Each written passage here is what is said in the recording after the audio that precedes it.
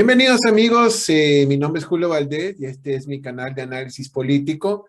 En esta oportunidad estaremos hablando de un último artículo que hemos publicado que se llama Las candidaturas culturales en América Latina y cómo se están hundiendo en los mares de ese concepto que llamamos pueblo. Así que quédense con nosotros.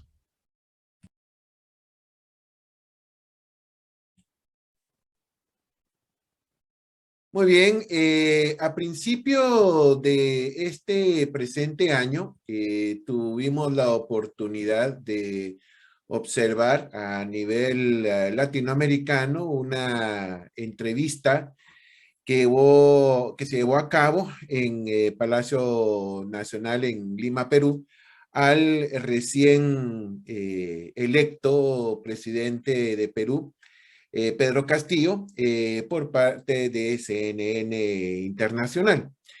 Este tipo de entrevistas son comunes por parte de la cobertura de CNN y que sucede siempre con todos los presidentes. No había un aspecto sobresaliente en este recién electo presidente, con todo y que se hizo algunas aclaraciones en cuanto a que era muy reacio hacia estar dando entrevistas, sobre todo a medios internacionales. Por otro lado, llamaba mucho la atención el hecho de que tuvieran un gobierno que en menos de 6 meses había mostrado gran inestabilidad, ¿sí? Lo cual no es algo raro para lo que sucede en aquel país. Viendo esta entrevista, que por cierto tuvo muchas reacciones, tanto en el ámbito nacional en Perú como a nivel internacional, a mí me llamó poderosamente la atención varios aspectos. Uno de ellos era el hecho de que el uso constante del concepto pueblo, que si él hablaba con el pueblo, que si él no necesitaba hablar con los medios de comunicación, porque su relación era con el pueblo y lo repetía constantemente. Y eso me motivó a mí a hacer esta reflexión en cuanto a este tipo de manifestaciones políticas. A ver, primero, no es propio de la izquierda el hecho de estar recurriendo siempre al concepto pueblo. ¿Sí? No es nuevo. El concepto pueblo es algo que es poco definido. Sí, es poco definido. ¿Por qué? Porque regularmente para los políticos que utilizan el concepto pueblo, en realidad lo que se están refiriendo es hacia lo que ellos definen que es pueblo. O sea, no es una cuestión concreta. O sea, no se refieren a un grupo determinado de la población, indígenas, mestizos, pobres, ricos, sino se refieren a una idea más o menos ideal acerca de lo que ellos conciben como pueblo. Ahora bien, aquí viene el otro aspecto. El uso de lo performático, del performance, ¿verdad? El performance que ha sido propio de los políticos, o sea, el político necesita convencer al votante.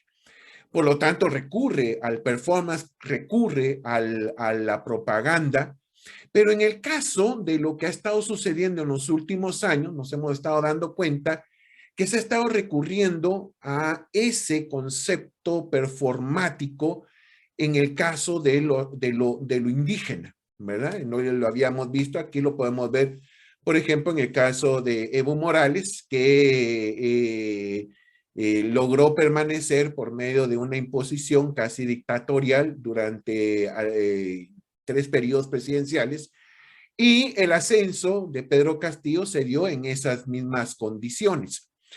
Entonces, ¿qué es lo que está pasando? Está pasando que el candidato culturalista, el candidato que se pone un poncho, que se pone cierto tipo de vestimenta, lo cual tampoco es nuevo dentro de la política.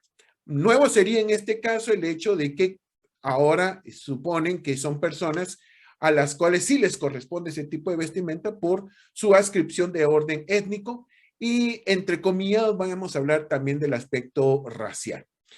¿Cuál era el problema? Pues el problema que resulta detrás de este concepto, de este recurso, es que es solamente lo que están vendiendo, ¿verdad? El asunto de orden cultural.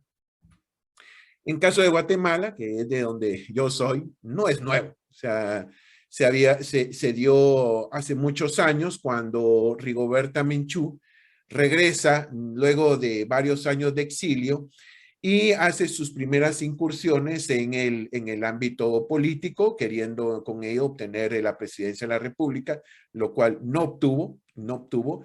Y también la reciente participación de Telma Cabrera, que es otra candidata indígena. Ambas, en este caso, recurriendo a este mismo argumento. Muy importante es el hecho de que acá se han estado jugando algunos aspectos que sí me gustaría recalcar porque nos sirven para poder entender qué es lo que está sucediendo tanto en Guatemala como en América Latina, que es de donde están surgiendo este tipo de candidaturas. Primer punto, el hecho de una suerte de estar llamando a una lealtad étnica. Pareciera ser de que se está jugando la carta de llamar al votante a partir de esa lealtad étnica. Por ejemplo, un indígena tiene que votar por un indígena, un negro tiene que votar por un negro, o en este caso una mujer por una mujer, por el hecho de serlo, ¿verdad?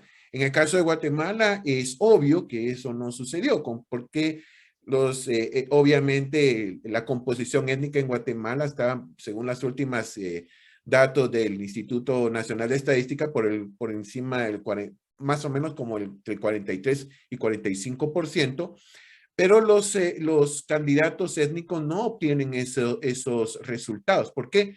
Porque la población dispersa su preferencia política casi que en todos los ámbitos y en todas las ideologías que hay.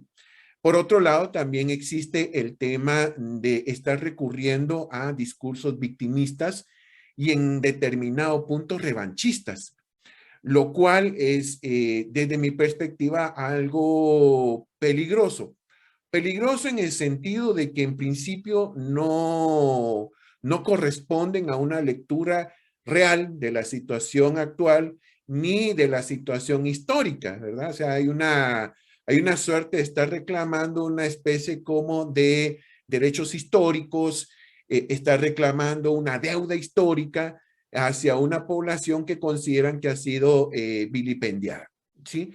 Y esto lo he estado viendo más en los discursos que han estado dando algunos políticos, sobre todo en torno a la constituyente en Chile. Esta es Francisca Linconao, cuyo contenido va muy centrado a este argumento que estábamos hablando anteriormente.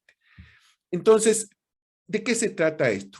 Se trata de una suerte de estar jugando primero a la carta de que los aspectos culturales no cambian, y esto no es cierto.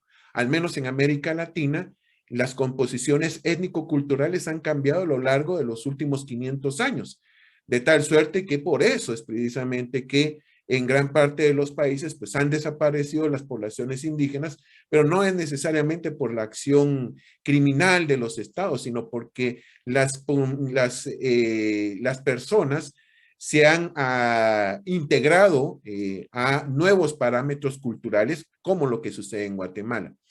Y estar jugando a la carta revanchista no refleja, en este caso, las necesidades reales que muchas comunidades presentan en su diario, o sea, la necesidad de educación, salud, etcétera, no se resuelven a partir de esa visión, por ejemplo, de la existencia de nuevas constituciones, y en el caso de Guatemala, constituciones de origen étnico, como sería la plurinacional.